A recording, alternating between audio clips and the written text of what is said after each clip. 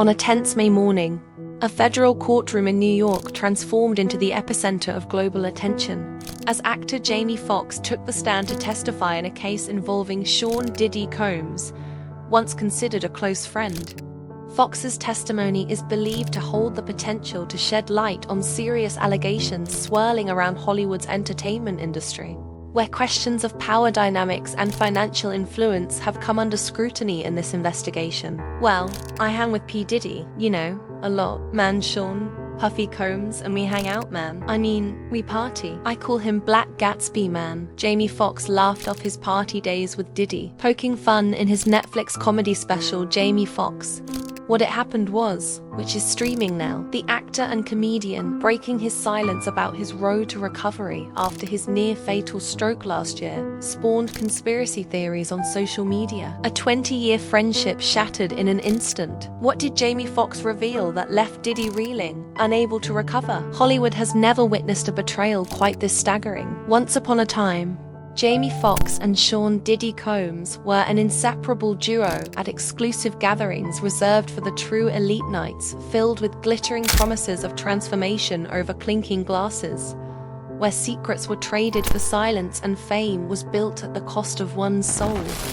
Yet in the stark federal courtroom, stripped of stage lights, music, or laughter, Jamie took the witness stand in a cold grey suit, carrying the one thing Diddy feared most: the truth. Well, I know he poisoned Jamie Foxx, and Jamie Foxx reported him to the FBI because of it. I know. That's a fact. No longer the dazzling Jamie Foxx of glamorous roles, no longer the trusted brother. Today he stands as the one tearing down every illusion, and his words carry weight. Enough influence to potentially ensure that Diddy may never taste freedom again. What did Jamie witness during those extravagant nights of celebration? What pushed him to betray the older brother figure who once lifted him to the highest peaks of fame? And most importantly, is Jamie the key figure in a plan to topple the corrupt empire Diddy has spent the last 20 years constructing? This is no fictional story.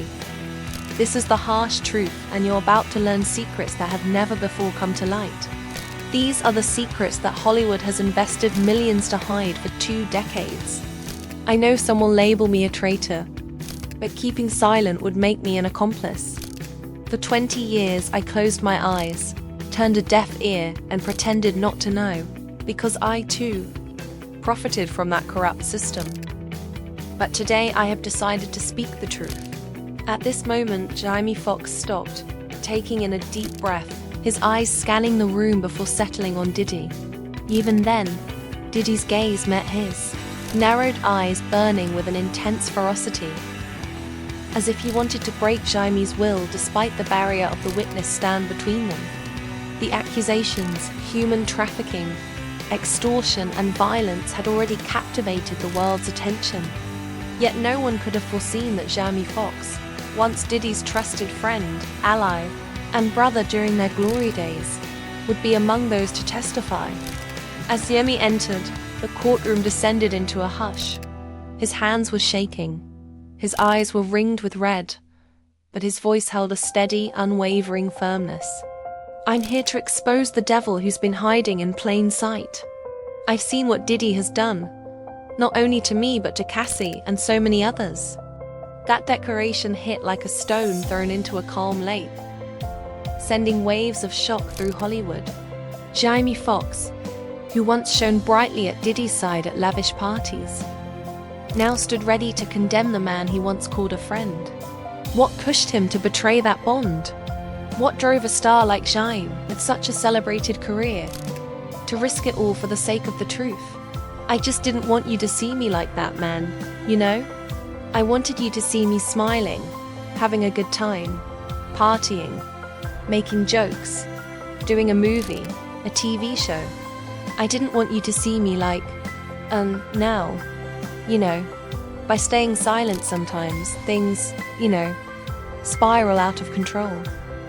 People say what? Some people claimed I was blind. But as you can see, the eyes are working. The eyes are just fine. And then, someone started saying I was a clone. Well, get this, just kidding. I'm not a clone, man. But I'm here on Earth because of some wonderful people. I'm here on Earth because of God, man, to understand. We have to go back to 2004, the time when Jaime first entered Diddy's whirlwind and began to realize that the parties so many dreamed of attending were actually a portal to a living nightmare. I began spending time with Sean Combs in 2004, he explained. I was invited to mingle with a music icon, thinking it was the opportunity that would transform my entire life. But I was mistaken. What I witnessed and endured, it was a horror. Sean Combs isn't even human, he's a monster. In that year, Jamie Foxx reached the peak of his fame. His electrifying portrayal in Ray didn't just establish him as a Hollywood star, it turned him into a symbol of pure talent and unstoppable ambition. Yet beneath that gleaming spotlight, Jamie found himself trapped in the dark, swirling vortex of Sean Diddy Combs' universe. A place of extravagant parties, unrestrained power, and wicked acts hidden behind a sparkling facade. This party costs $1.5 million, I said. Like, for what?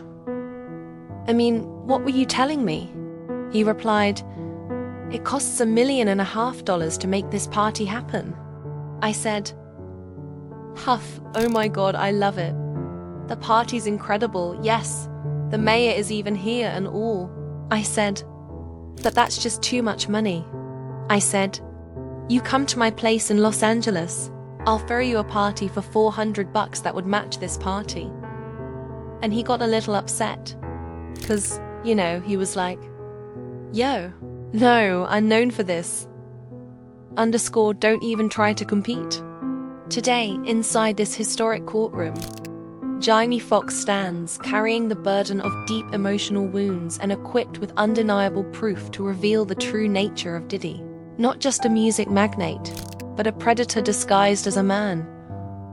A figure who has destroyed countless lives, including his own. Jamie Foxx was a key guest at Diddy's notorious white party and freak-off spectacles, gatherings that vibrated with excess and danger. It was a place where music surged with a pulse of life, where massive multi-million-dollar agreements were finalized, and where one could mingle with the most powerful titans of the entertainment realm. Jamie's voice quivered as he spoke in court, his recollections raw and intense. Being summoned by Diddy represented the pinnacle of aspiration for any dreamer, a golden invitation to the highest echelons of Hollywood's exclusive society. At that time, Jamie felt a profound pride, as if he had conquered the summit of his profession. But in only 6 months, that dream morphed into an unending nightmare. At one of Diddy's infamous freak-off events, hosted on the second level of his vast mansion, Jamie and Cassie Ventura, who was Diddy's girlfriend, then were guided into a hidden chamber. I was in that tunnel, though it was burning hot in that tunnel. Was I headed for the wrong place, lost in the smoke? Because I gazed at the tunnel's end, and I swear I saw the devil, like, come on, was that Puffy? The dazzling lights and the polished laughter of the A-listers were gone. Instead, a grim darkness loomed. Violence, narcotics, young women manipulated into submission, and pills that stripped away any sense of reality. I saw Cassie being savagely assaulted by Diddy, Jamie gasped. His voice weighted with emotion. He compelled her to be with others, even with me. I resisted, but Cassie's eyes, they were filled with desperation, silently begging me to help her. I'll always remember that look. A tidal wave of disgust surged through Jamie. He tried to blend in, but each gathering plunged him deeper into the moral decay of the entertainment industry. The final straw came when he saw Diddy repeatedly attack Cassie, using violence to enforce his control. Unable to bear it any longer, Jamie confronted Diddy, his tone unwavering and defiant. I'm done with this. This is not my world. Diddy, with a sinister grin, responded coldly. You think you can just walk away from this? You'll pay the price.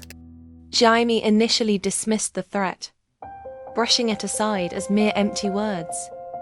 He couldn't have been more mistaken. By the end of 2004, A dark cloud enveloped Jamie Foxx's existence when Esther Murray Thalley, his beloved grandmother, the woman who had nurtured him from a young age, who had gifted him the courage to pursue his aspirations and the fortitude to confront any obstacle, died suddenly. In the courtroom in New York, as he spoke about her, Jamie's voice trembled, his eyes glistening with tears. She meant everything to me. She was my guiding light, the one who defined the person I've become.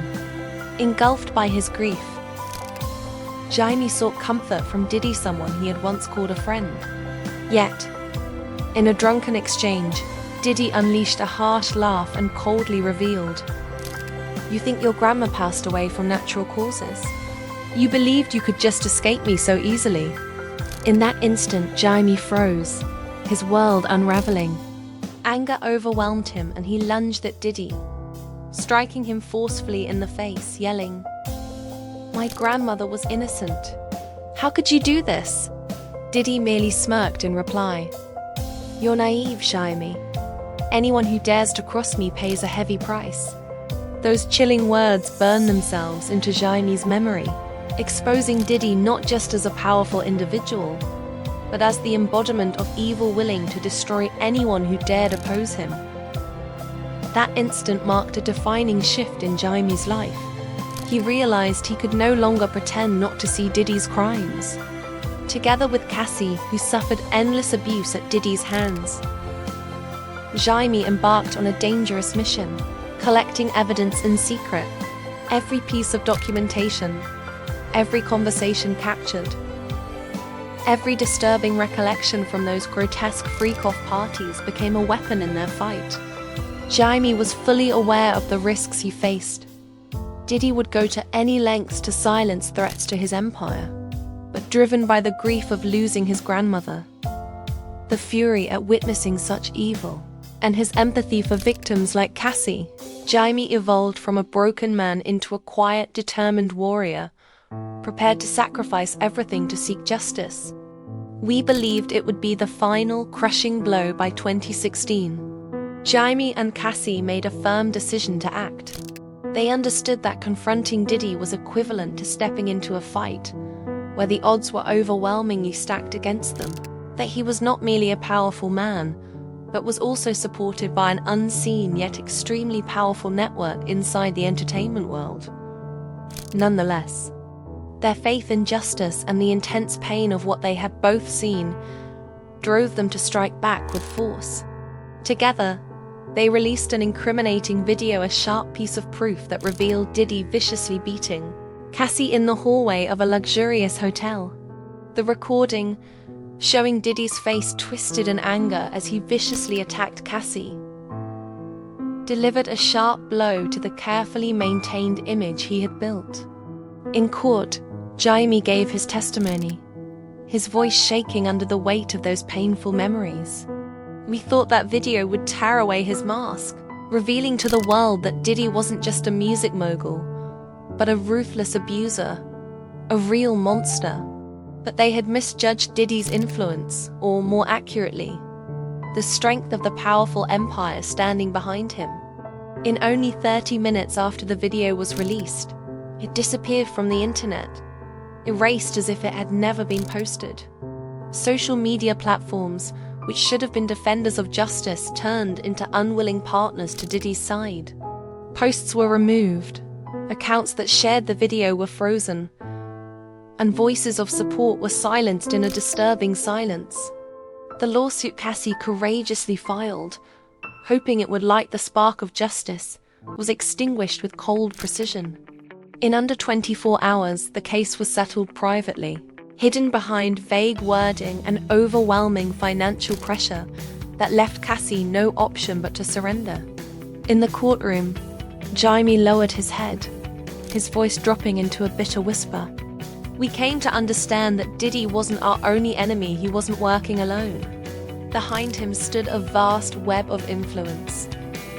Corrupt officials who took bribes, media outlets shaped to his will, and elite lawyers eager to twist the truth. We were just two ordinary people battling an enormous, unstoppable machine." Despite devastating setbacks, Jaime and Cassie pushed forward without hesitation.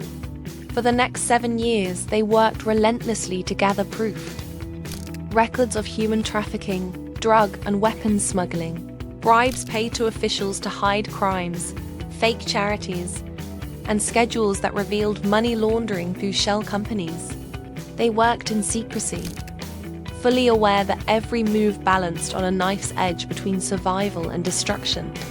Inside the courtroom, as Jaime recounted their journey, his voice carried not just anger, but an unbreakable determination. "We knew Diddy could buy anything," he said, his gaze steady as it moved across the jury. "But we believe that the truth, however fragile, holds its own power.